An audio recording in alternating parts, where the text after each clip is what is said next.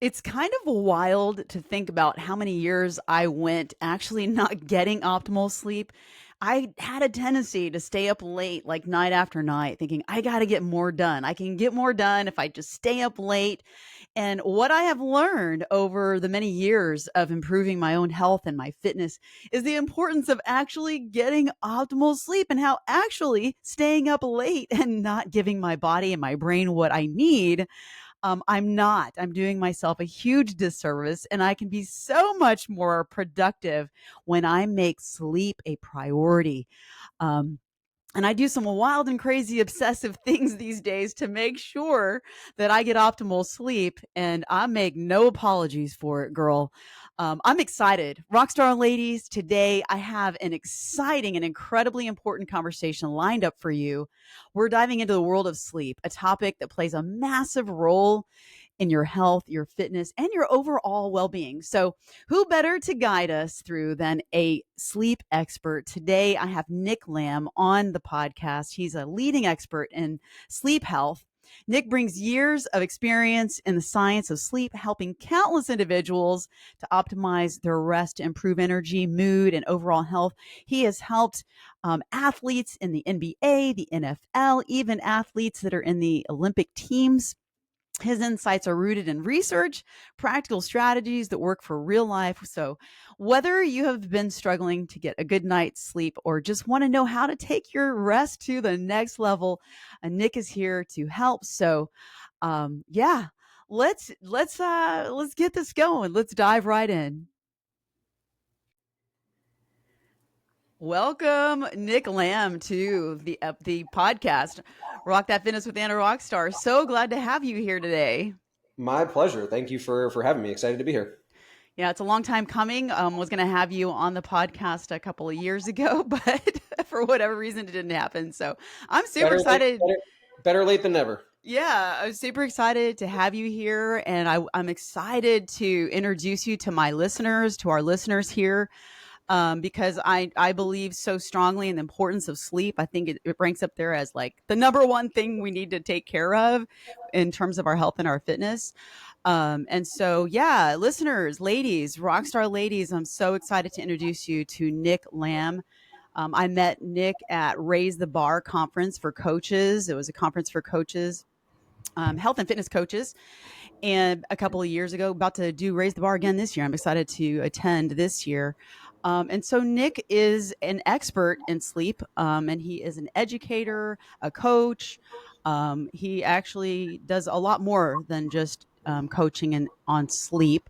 And I'm going to let him talk about that. But again, you're a coach and you are an expert in sleep. You have helped so many people, even high level fitness and athletes from NBA, NFL, and the U.S. Olympic team. And so, what I want to do, Nick, is just I want to turn over the microphone to you. If you don't mind, please get braggadocious. Tell us all about you. Tell us a little bit about how you got into that. And yeah, go right ahead.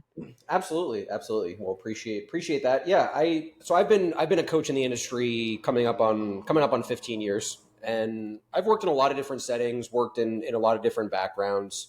The vast majority of the time coaching was actually spent working in a rehabilitative setting. So I was working alongside physical therapists and massage therapists. I was working very much in an integrated collaborative setting. And being in that integrated setting, one of the things that really came up a lot was sleep. It was something where we found a lot of clients and patients were struggling with, of course.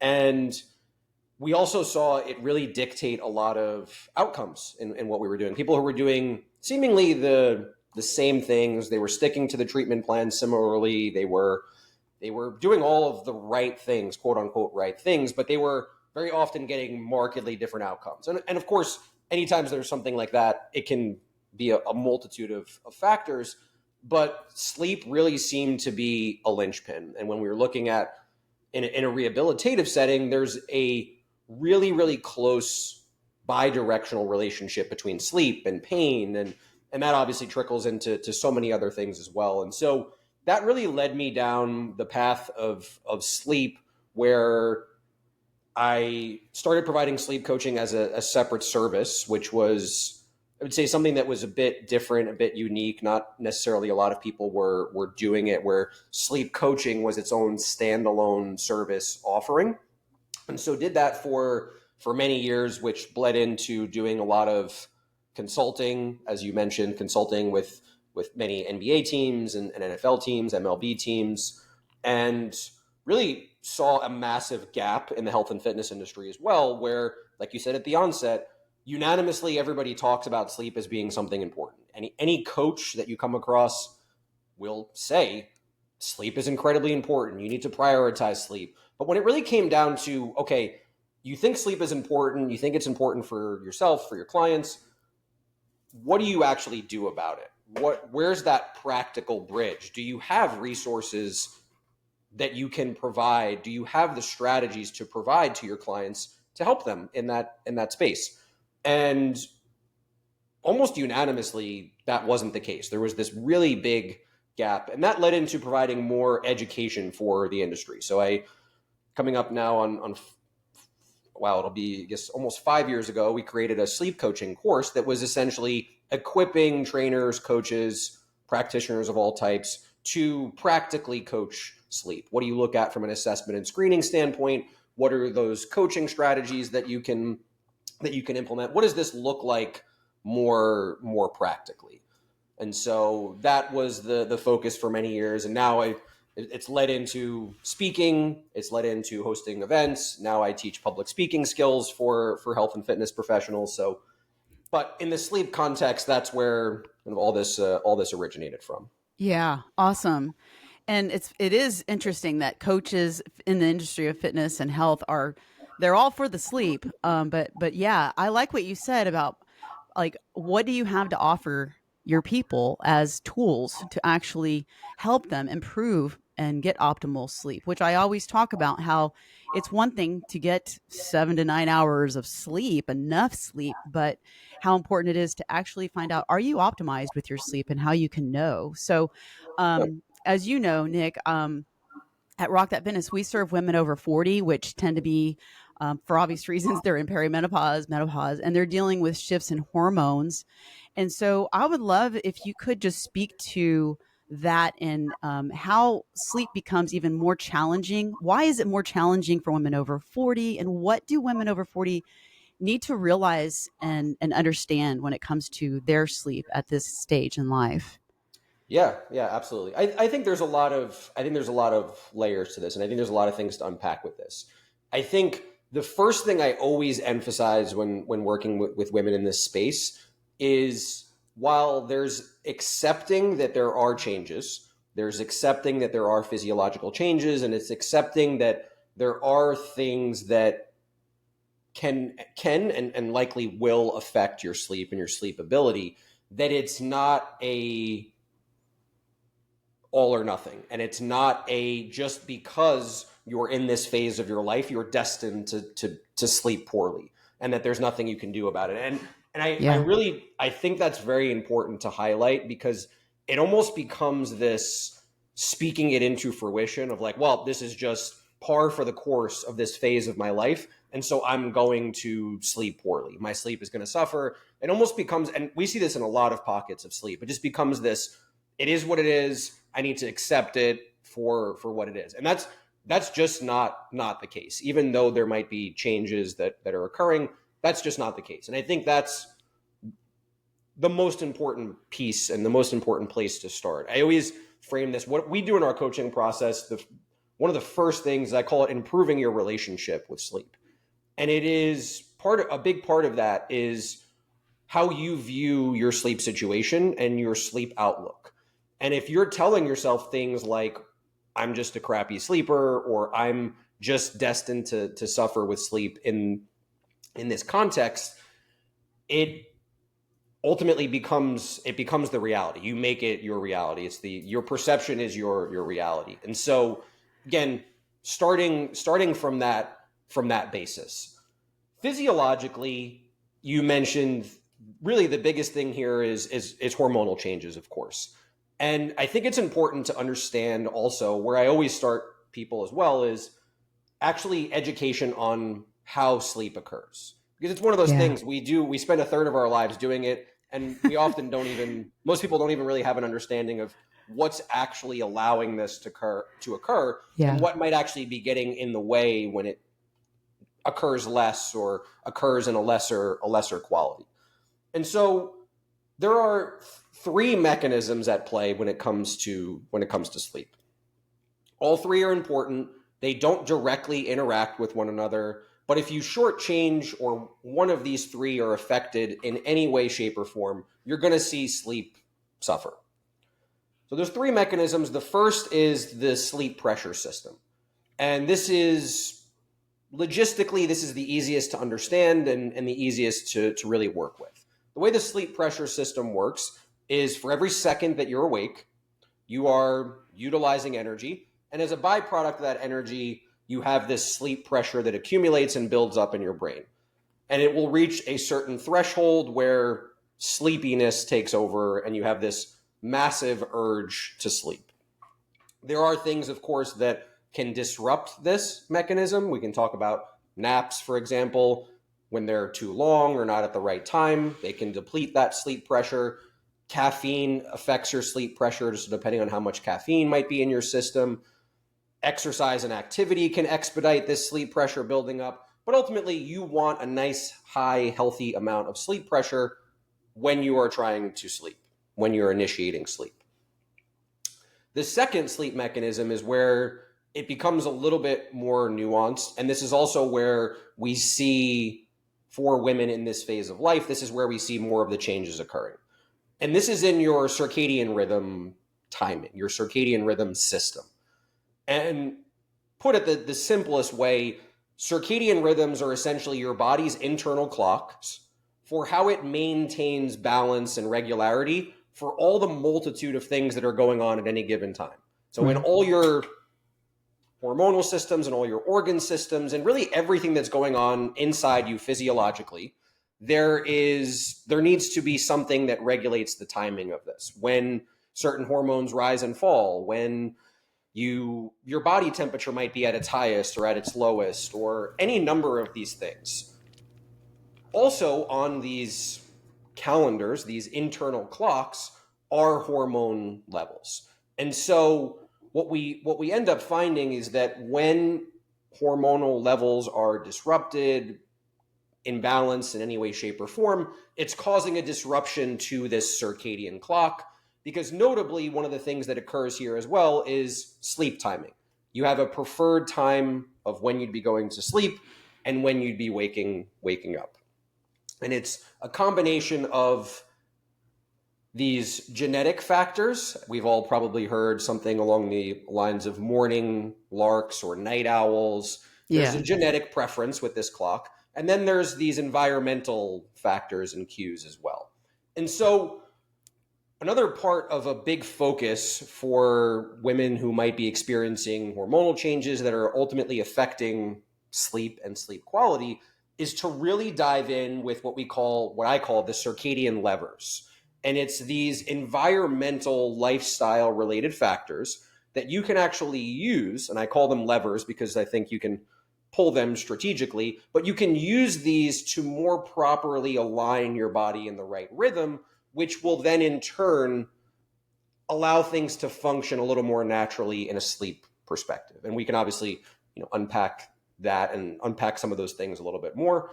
And then the last piece or the last mechanism is what I call the arousal system. And you can liken this, really this is a combination of your autonomic nervous system. It's a combination of different structures in the brain that are balancing sleep and wakefulness. But at the simplest way, I call this the arousal spectrum.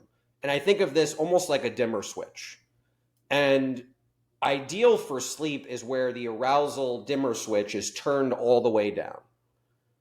But what's important, and the opposite of that, is in a full-blown state of panic where, of course, sleep is impossible.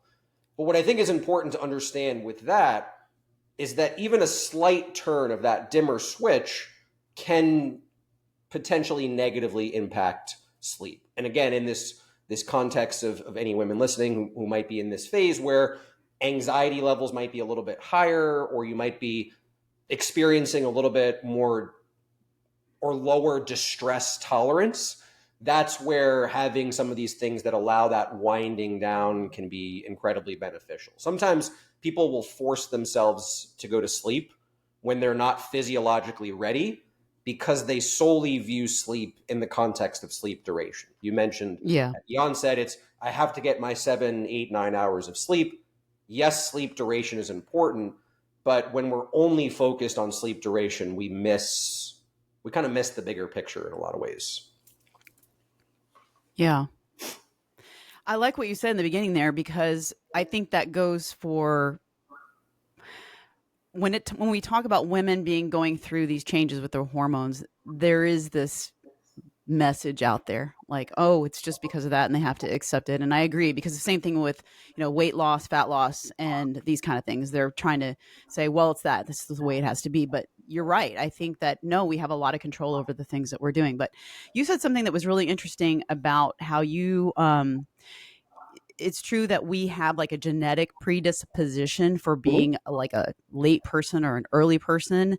um that can change, right? Can we train ourselves?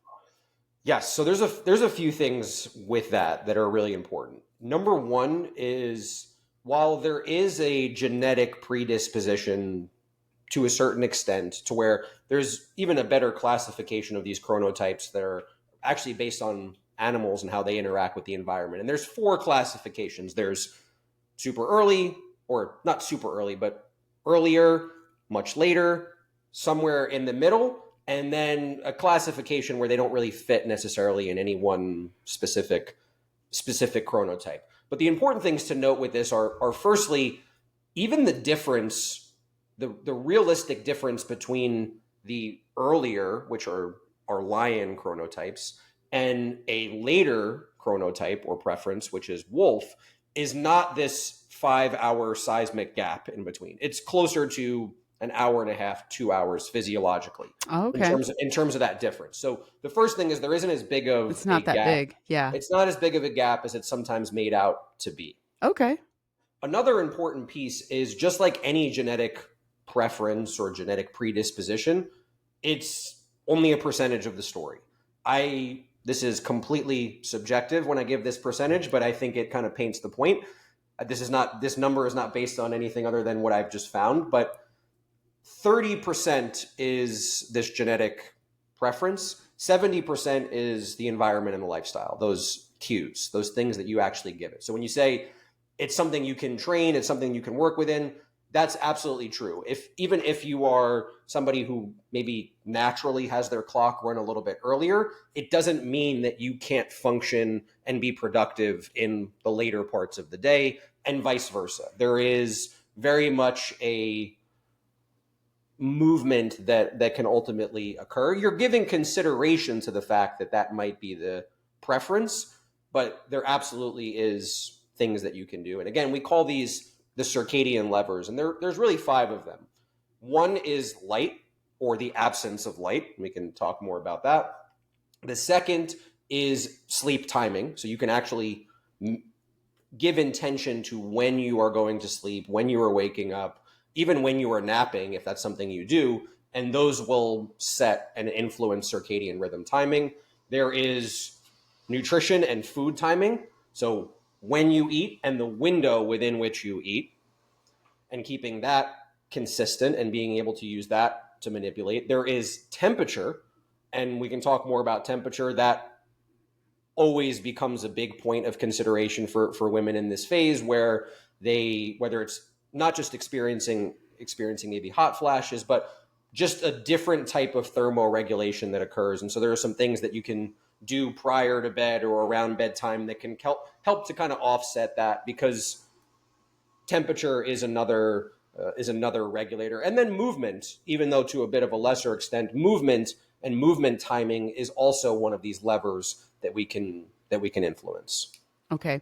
And going back to the hormone thing, there is, can we just, these are the two things that I really want to touch on Sure. next. I want to talk about this because I know that we're not going to put all, of our sleep situation on hormones, but there is there is some truth to this sleep disruption because hormones are imbalanced. I don't want to like dismiss that because I know women deal with that. I know they get comprehensive blood panels and it shows that their hormones are Yep. off, so they're waking up at a certain time every day. And I know this is a huge topic to unpack because a lot of things are going to impact sleep. I mean, we could talk about alcohol and, like you said, light and how you're doing all your everyday things. Sure. But I just don't want to dismiss that. Yes, hormones can disrupt your sleep.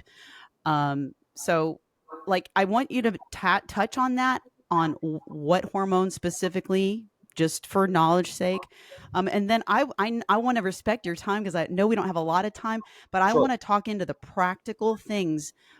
One, what's happening in us? I know this is long, and I did a sleep podcast on this stuff too. So, Chrissy, if you don't mind, touch on that in the show notes.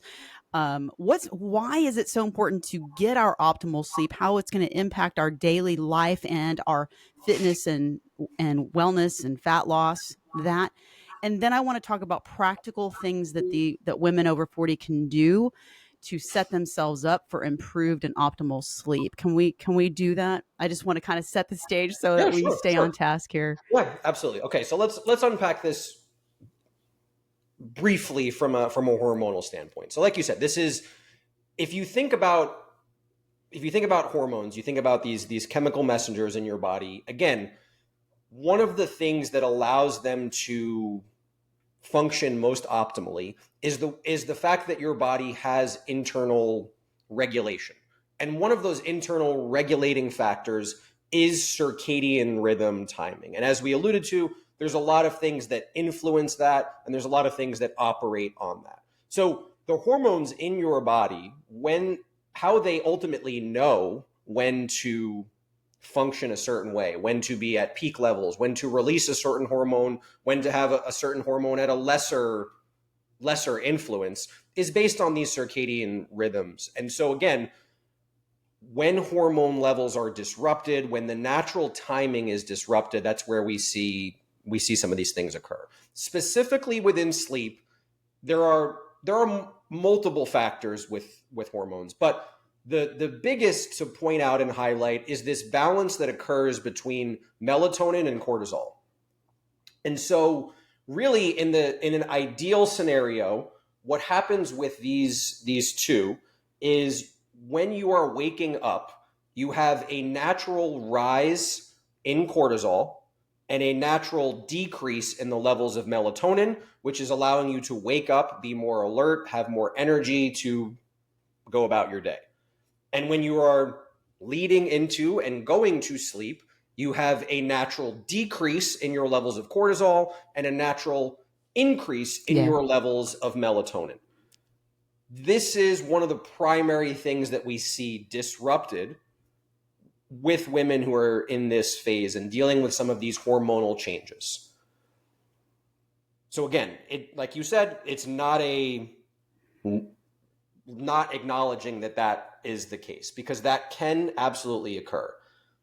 But the positive side to this, and this can kind of bleed into some of these practical strategies, the positive side of that is there are things that we know from an environmental and lifestyle and even behavioral perspective that can influence these cortisol levels, melatonin levels, and their timing. And so most notably, and I will say it's a very underappreciated piece to the sleep equation. Everybody's heard things in the context of light to some extent. Oh yeah, I know blue light can be disruptive, and I know that light is something I shouldn't have a lot of in the evening, and screen time, and I know that sunlight can be something that's important. All of these things that people have likely heard Mm-hmm. around light. But it's much more important than you actually think in this context. And the reason for that is, if we think about those circadian levers or influencers that I mentioned, at the top of the hierarchy and the top of the list is light and the absence of light. And the reason for that is you actually have a small cluster of cells in your brain, in the nucleus of your brain, that is, we call it the SCN, And this is essentially the master clock. So when we think about this internal regulating system of your body, all these mechanisms in every organ system and your hormone levels and everything else, they're all being communicated to by this very small cluster of cells in your brain called the SCN. Now you have melanopsin cells in your eye that have a direct line to this SCN, this master clock. And these melanopsin cells are influenced by light or the absence of light. So if we take it as light or the absence of light and the type of light and when you're getting it has a direct line to the master clock, which then has a direct influence on everything else happening throughout your body. So this is a very powerful influence, and especially when you're dealing with timing or hormonal issues, this can be something that really, really helps to get things in a little bit better balance. So from a light perspective, some things to think about. And we'll kind of break this down at each phase of the day. Waking up, this starts as soon as you're waking up to set this proper timing rhythm. So most ideal is to be waking up with some type of light that is close to natural sunlight. Practically, not always possible. Sometimes people wake up, especially if you have kids or you wake up early for work, you're waking up before maybe the sun is even rose yet. There are ways to offset this. There are daylight alarm clocks, which... That's what I use. I don't know what the anecdotally how impactful it has been for you. For me, it was a big difference. It's a big difference for so many clients.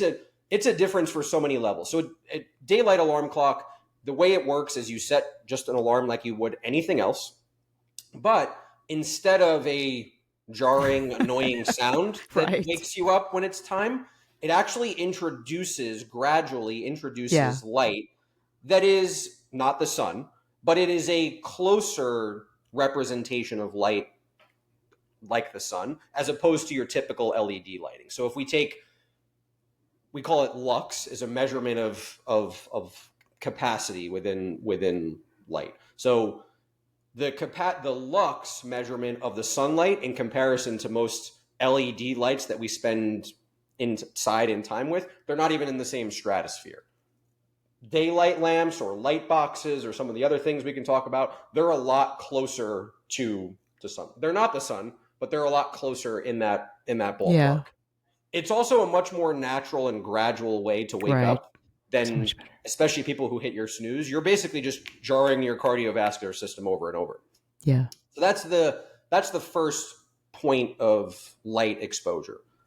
The second is the daylight or sunlight exposure that you're getting early in the earlier parts of the day. Again, logistically, what this can look like, even if you can't physically get outside, so maybe you live in a very cold climate where for 4 or 5, 6 months of the year, you can't necessarily go out or wouldn't want to go outside. Even sitting, having your morning coffee or having breakfast or doing an activity by the window is better than not getting that exposure at all. Even being outside for 5-10 minutes, if you have to bundle up or if you're just being outside, even if it is a cloudy day, rainy day, still beneficial, still impactful, especially if you're doing this on a consistent basis. Doing this again at some point early afternoon, also an added cue. And again, logistically, I worked with plenty of people who their office has no natural light coming in and they have no ability based on their schedule to get outside at that point. A small light box that you can use can still give some of that cue and feedback. Yeah.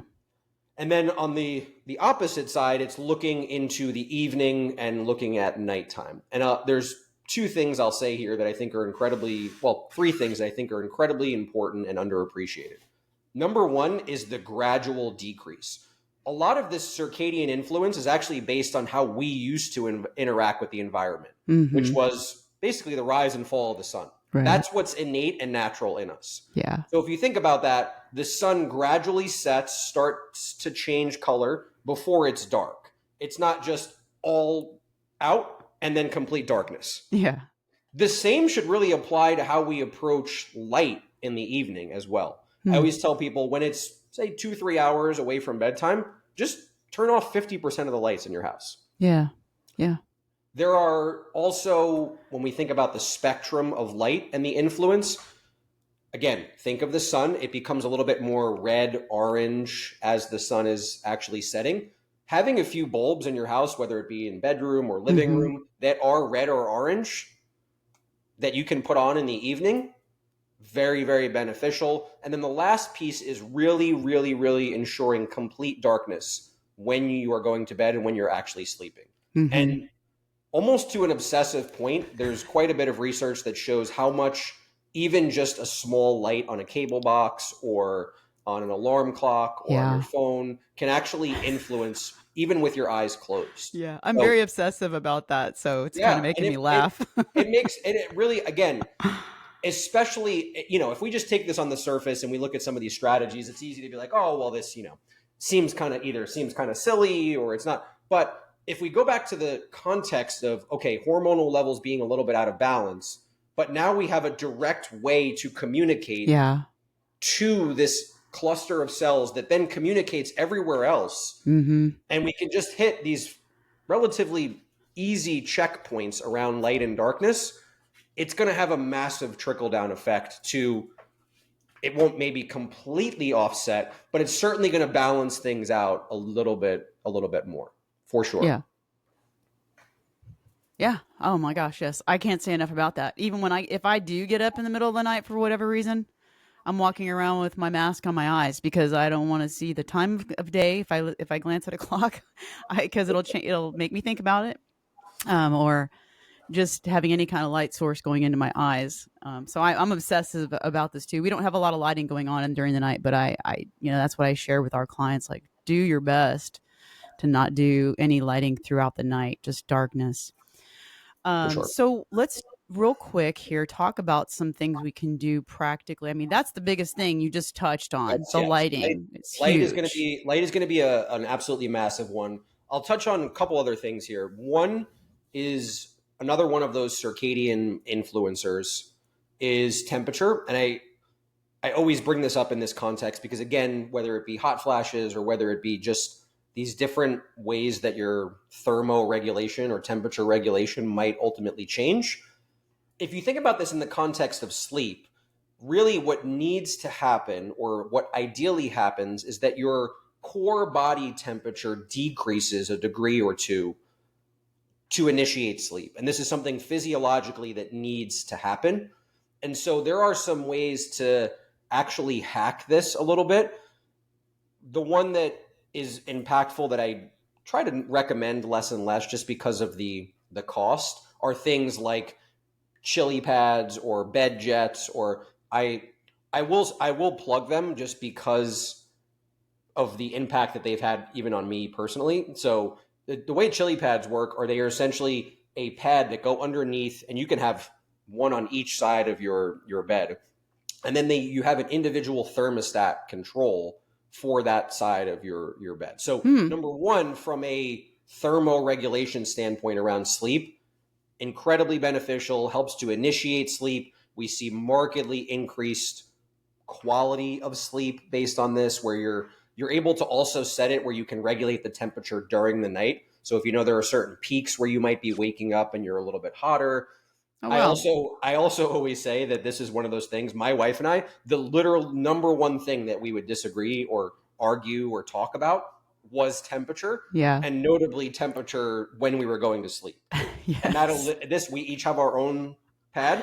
It's Yeah. eliminated that Oh, conversation. that's great. For the hours that we've gotten back over the course of the year, that's just an added benefit. So there are things like that. There are options that are available. They are a bit of an investment, so I don't try to push them as like a big rock because I want people to be able to do this without those things, of course. But it is the type of thing where, I mean, we've had hours for 2.5 years already, and it's no signs of slowing down. So it could be something you have for a long time. But outside of even that, there are ways you can even just hack a bit of your own temperature to cause that drop in core body temperature. Yeah. One of which is taking a warm bath, warm shower right before bed. And Mm-hmm. people think it's sometimes because, oh, it makes me feel really warm and cozy. But it's actually because you're pulling blood to your periphery that's actually pulling away from your core body temperature and causing that decrease. You Yeah. can also do this with like a warm water bottle at your feet. There are things like that again, because we know that this influences the greater circadian cycle, it's going to impact those hormone levels. It's going to impact just the overall process of what you're doing. And then the other pieces, and I'll just share a couple strategies in this context, are the behavioral side of things. And we talked about this at the beginning.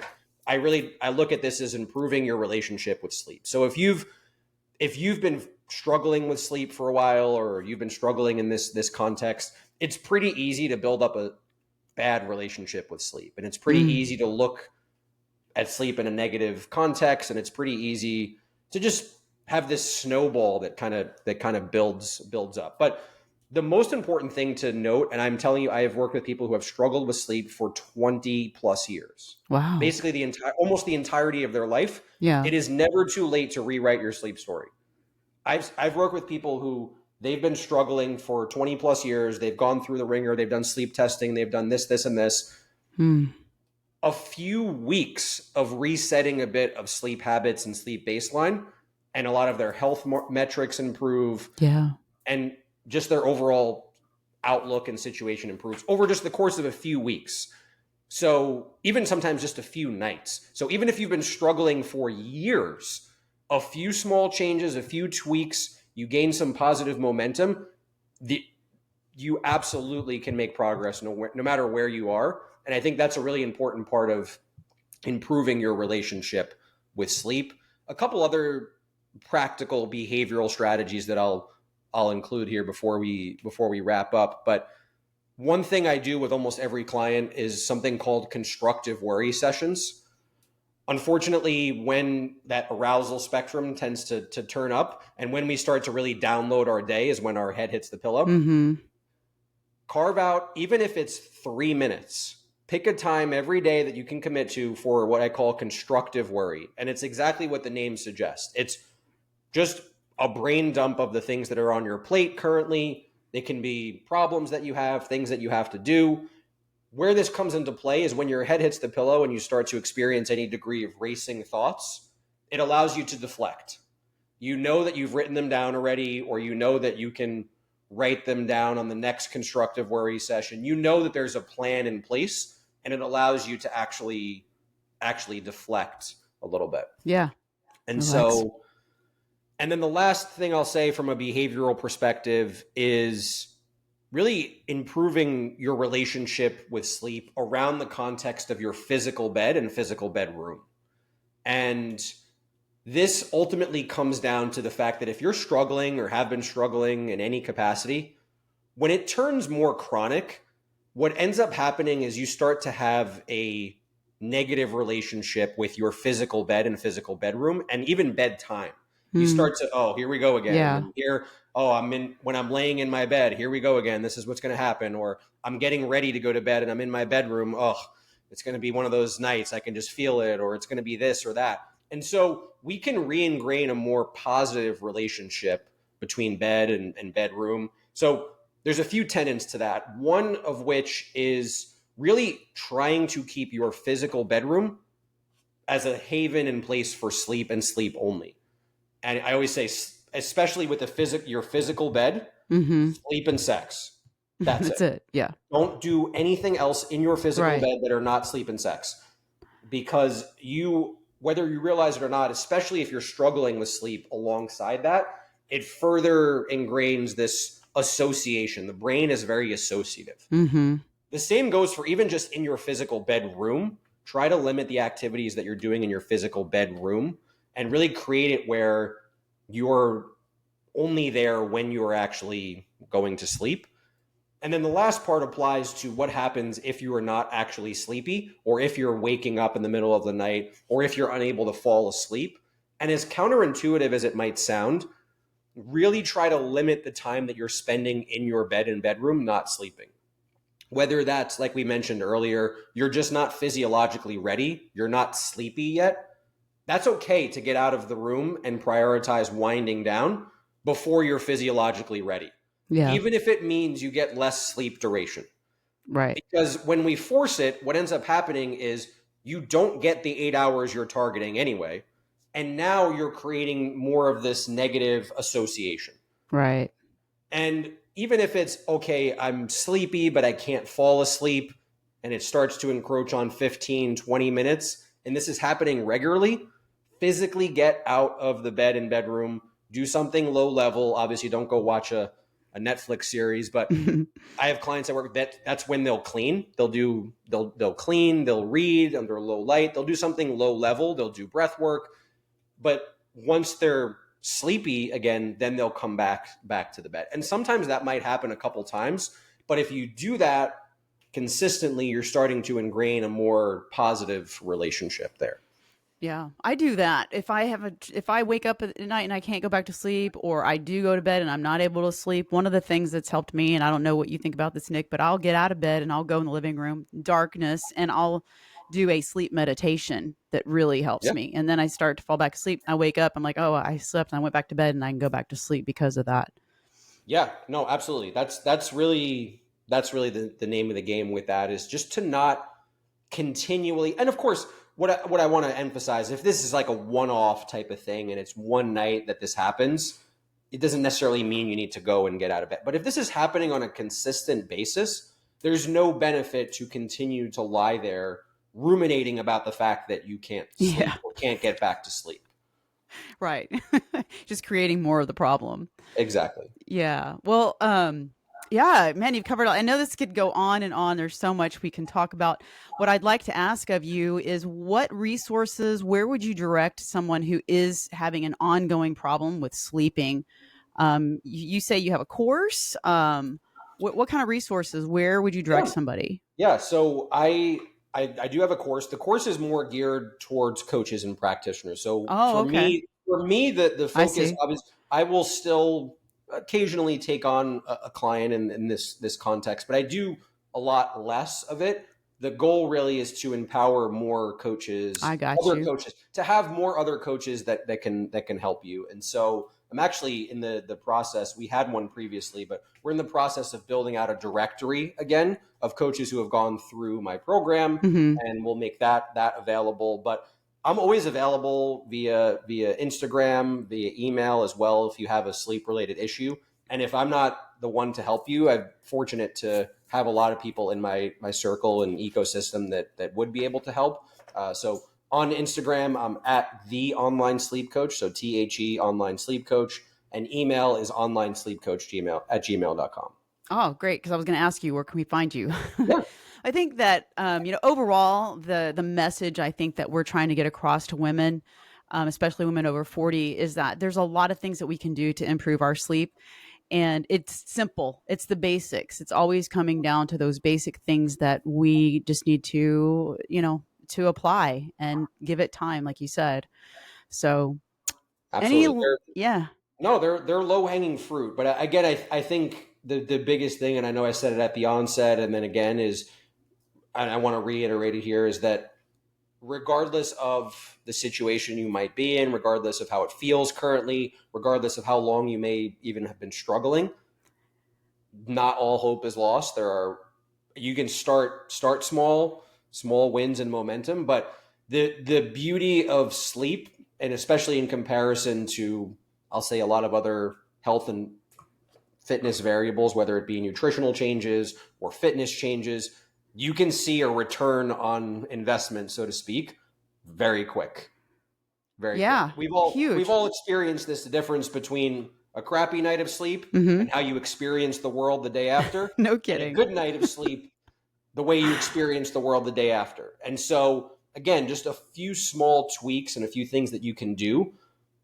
Take those, give yourself a little bit of a win, give yourself a little bit of a positive momentum, and let that carry into the next night and the next night, and compound it over even just a couple weeks or a couple months. You're going to look, feel, and function completely different. Yeah, I can't say enough about that because I think I was one of those people that I was trying a long time ago. I mean, I was trying to live on less sleep. I think a lot of people like kind of wear that as a kind of like a badge of honor. Like I can get so much done and I'm only sleeping 3 hours a night. But physiologically, psychologically, all the things in science are showing that if you apply yourself and give your body and your brain optimal sleep, you are going to see leaps and bounds of progress in all of areas of your life. Like it's tremendous. I can't say enough about it. When you make that a priority, um, everything is going to get better. Like you're going to do so much more in a day. You're going to get so much more done, more productive, feeling better, and all of those kind of things. Absolutely. It's the difference So between getting by and thriving. yeah, Those are two very different situations. Can you get by if you're getting lesser quality sleep? Sure, you absolutely can. But is that really thriving and experiencing life in the best possible way? Probably not. absolutely not. It's not. People think it is, but it's not. Yeah. Well, Nick, thank you so much for being a part of our podcast. I appreciate your time and your expertise today. And yeah, just thank you so much for joining us today. Absolutely. It was my pleasure. Appreciate you having me. All right. Well, I'm looking forward to seeing you. I'll see you at See you in a couple Raise the weeks. Bar. That's right. Have a great day. Rock on.